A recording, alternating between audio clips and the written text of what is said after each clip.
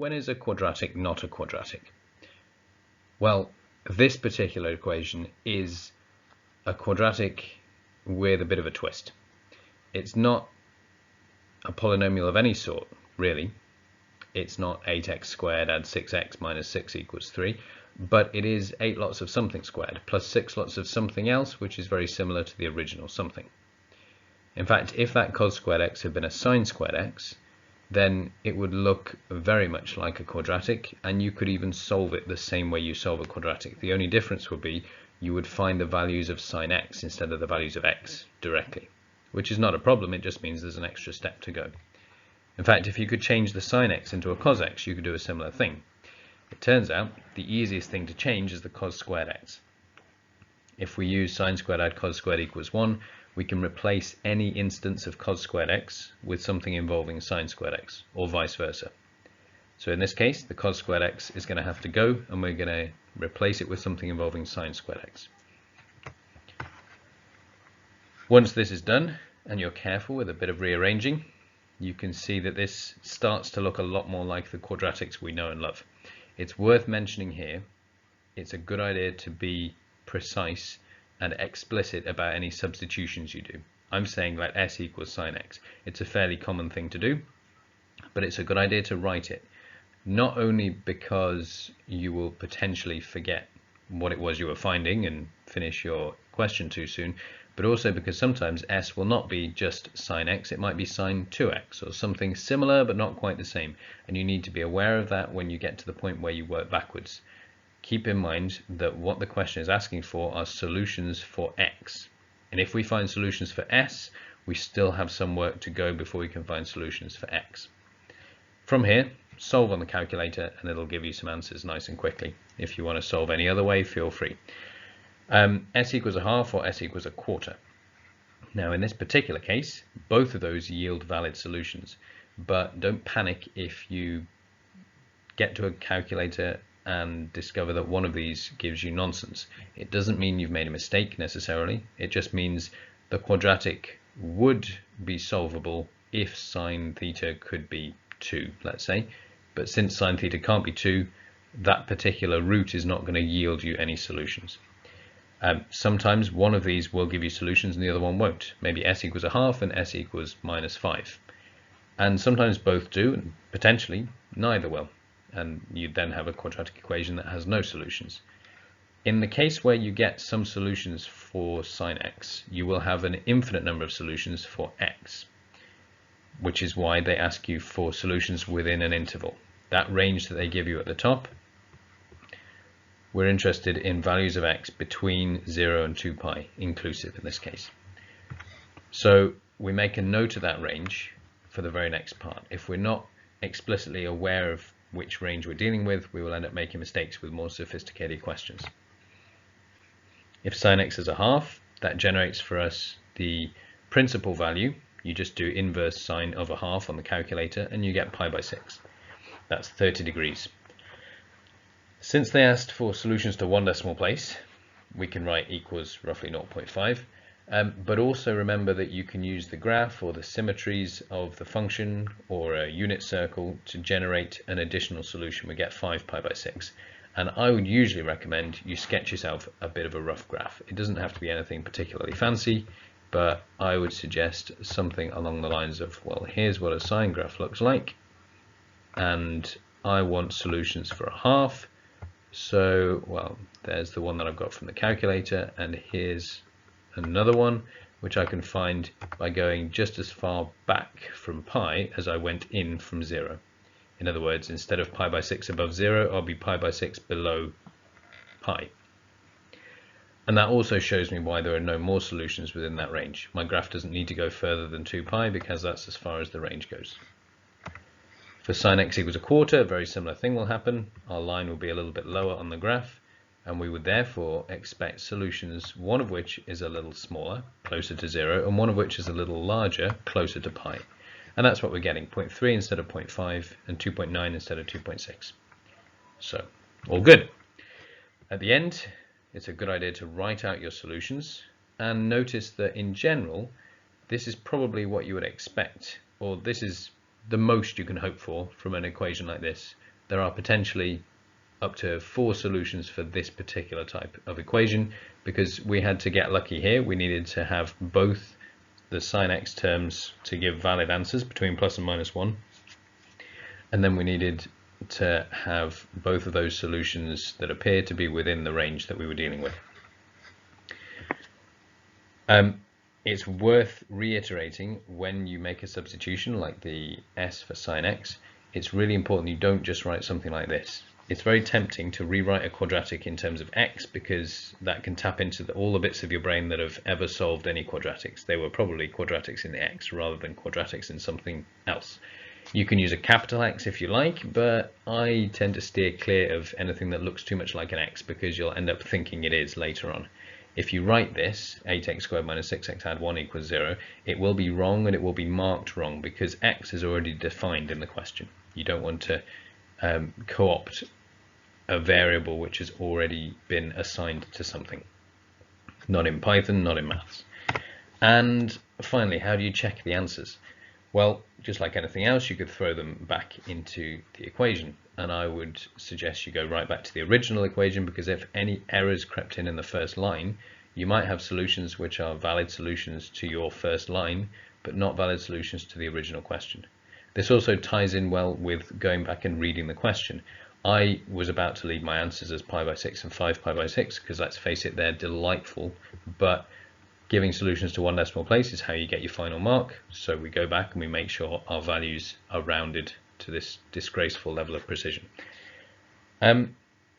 One issue that we can have here is that although you can check your answers and see that the answers you have satisfy the equation, what you can't do so easily is recognize when you've missed off solutions. There are potentially going to be solutions that you don't spot, or solutions that have disappeared because you've made some minor error somewhere along the way, and maybe you've just not gone far enough with your graph. Maybe they were looking for solutions within a wider range than you were expecting. So it's worth thinking about how many solutions you would expect at any given moment. Here's an equation you can think about at the bottom. It's similar, but there are a few important differences. So if you want to stick around, I'm going to talk through on the next slide how we can figure out roughly how many solutions we might expect. There's no hard and fast rule about this, but it's worth being aware of the different places where additional solutions might appear, or solutions you thought you might have disappear. So this was our question. 2 cos squared 2x minus sine 2x equals 2. And the range is 0 to 2 pi, exclusive. In other words, we're not including the 0 or the 2 pi. So how many solutions would you expect? Well, initially you might say quadratic, so potentially up to 2 solutions, 0, 1 or 2. And it's perfectly possible that there'd be 0 solutions to this. As we get into it a bit further, we'll see there's all sorts of factors that can contribute to an additional number of solutions or solutions disappearing. So given that we'll see that it will be converted to a quadratic, we'll use a similar trick to deal with the cos squared 2x, turn it into something involving sine squared 2x, because that's easier than trying to turn a sine into a cos. We know we'll get either 0, 1 or 2 solutions, but that will be 0, 1 or 2 solutions for sine 2x, not for x. Well, what can we do with that? If there are no solutions for sine 2x, we're done. There's no way that sine 2x can ever satisfy the equation, then there's no way x can ever make sine 2x satisfy the equation. But depending on how many we get for that, we've then got the added uncertainty of, well, if you're trying to solve sine 2x equals something, how many solutions are there to that? Now, generally speaking, if sine 2x does have solutions, then there should be 2. We saw that in the last slide with sine equals a half and sine x equals a quarter. There were 2 solutions within the 0 to 2 pi range. It's possible, though, that you'd have exactly 1. Think about your sine graph and consider what happens if you try to solve the equation y equals sine x crosses y equals minus 1. There's exactly 1 place where that happens. It happens here-ish at 3 pi by 2. There may be 3 solutions. Think about sine x equals 0, and potentially no solutions at all. Sine x equals 24,601 has no solutions. This graph is not to scale.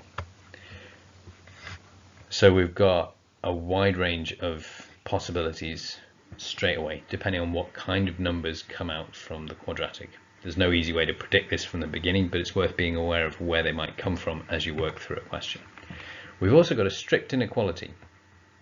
That means that if we get a solution involving x equals 0, it's not going to be included in our range. And similarly at the top end with x equals 2 pi. So what we mentioned there about getting 3 solutions within the range when sin x equals 0, that's when that happens. There are 3 places within the range 0 to 2 pi, but 2 of them are at the extreme ends, so they wouldn't necessarily appear, and that kind of depends on what happens with the inequality signs here. Now we've got another thing which hopefully you've noticed, another thing which is different. We have 2x instead of x, and that means that even when we've done inverse sine to our solutions for sine 2x, we'll still have 2x equals something. The easiest way to deal with this is to still stick with an ordinary sin x graph and to think about a different range. Rather than trying to imagine a sin 2x graph, which has been stretched by a scale factor of half in the x direction, we think about an ordinary sine graph, but we treat it as if the x-axis is really the 2x axis. So the graph has the same symmetries and the same crossing points as it always has. It crosses at 0, at pi, at 2 pi. It has a maximum at pi by 2 and a minimum at 3 pi by 2. But the difference is those values are values for 2x rather than x, which means we'll find all our solutions for 2x, but we need to remember that if x is between 0 and 2 pi, 2x is between 2 noughts and 2 pi's. We double every side of the inequality, all 3 sides of the inequality, if you will. And therefore, potentially, you've got twice as many solutions. Well, think about it. Sin 2x has twice the frequency. It wobbles up and down at a more frenetic rate than an ordinary sin x graph will. Therefore, you potentially have twice as many times when it hits a particular value. Right, let's see what it looks like. This is all fairly tiny to squeeze in at the bottom, but if you're going to make a guess on how many solutions, now is the time to jot your numbers down. When we replace cos squared 2x with 1 minus sin squared 2x, and then expand that little bracket, multiply by 2, we find that the 2 there cancels with the 2 over here, which gives us this. Now you might be thinking at this point, well, let's divide through by sin 2x. And if you do that, you lose a whole bunch of solutions. Remember, we're looking for ways to solve this equation, and if by a little factorizing you can find 2 ways to solve it, then you need to consider both ways. This is solved when either sin 2x is 0 or when sin 2x plus 1 is 0. Just a quick note on brackets. If we write sin 2x plus 1 and it's not obviously enclosed in brackets, it means sine of 2x and then add 1. Okay, we consider each one in turn. Sin 2x equals 0 gives us a whole bunch of solutions. You'll notice I've graded some of these out, but when I first write them down, I write down everything that I find, and I make sure I've got at least all the solutions. I can worry about getting rid of the ones that are not valid afterwards, but I start by doing inverse sine of 0, and that's my principal value. So I write it down. And then I do pi minus that to generate the next one. You can use your graph, of course, for this. You don't need to think of it quite so formally as I am here. And then for each of these, the principal value and pi minus the principal value, you then add 2 pi to each one, and you generate another pair of solutions. And you keep doing that. You add another 2 pi to each of your solutions. So the first 2 come from the calculator and symmetry, and then any additional ones come from the period of the graph. You're adding 2 pi. So we get 0 pi, 2 pi, 3 pi, 4 pi. And it's only at the end that you then look back at the inequality and say, well, we were looking for values for 2x between 0 and 4 pi, but not including 0 or 4 pi. So we've lost the 0 and we've lost the 4 pi. At the same time, we've got a whole separate way of creating solutions. Sin 2x equals minus a half. I have a feeling I've missed a number off somewhere.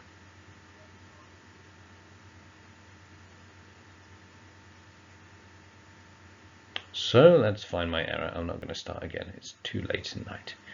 Minus 2 sine squared 2x minus sine 2x. If we take out a sine 2x, that becomes minus 1. And this becomes minus 2 sine 2x. I also tried to get rid of my negatives, got cocky. The negatives have gone, that's fine, but I should have minus 2 sine squared 2x becoming 2 sine squared 2x. So let's fill that in now. That should be a 2 sine squared 2x, or 2 sine 2x once we pull out the sine 2x. So this is still correct. Sine 2x equals minus a half. Therefore 2x equals, and again the first one from the calculator, the next one from symmetry, and any remaining ones from the period of the graph. So these two come from the calculator value plus 2 pi, and the next value, the symmetrical graph value, plus 2 pi. And we do it again. We add 2 pi again and again, and we keep going until we find a value which is beyond the top end of the range. We get rid of 31 pi by 6, but by going as high as that, we can be sure we've got everything up to that point. I heard a story of a lady who trapped her tongue in a car door, and her story was she was trying to see how close she could put her tongue to the car door before it got hit. Well, there's only one way that particular game ends, and it's the same with this. You're not going to find the limit of how many solutions you can get to unless you go beyond that point. I don't recommend that particular game. So we get rid of the ones we don't need. This one's below 0, this one's above 4 pi, and we're left with the 4 solutions from this bracket and then the 3 solutions from the other one. We could potentially have had 5 from over here because it was an equals 0, but we ended up losing 2 because it was a strict inequality. So at the end of the day, we have 7 solutions. And when you write them all out, you don't have to write them in order, but remember this final step, although it's easy, it's important that you make that step. You go back, you check the question, you make sure you've written what you should. And if you've missed things off, if you're lazy and you haven't written 2x equals, you've just written some values, then you won't necessarily remember that to get your x values, you need to divide all your 2x values by 2. Each of these gets divided by 2, which just means putting a 2 on the bottom in most cases, and each of these gets divided by 2, so we change our 6's into 12's. It's not even strictly necessary to fully simplify these. Generally you get a mark if you've got a valid solution written down, but it's a good idea, and it's particularly helpful to check at the end, just do a bit of a sense check. We have values that are within the original range we were asked about. 0 to 2 pi, well there's nothing that's 0 or below, and all the way up the highest one is just shy of 24 pi by 12, which will be 2 pi itself. So we're all good. All right. That's all for today.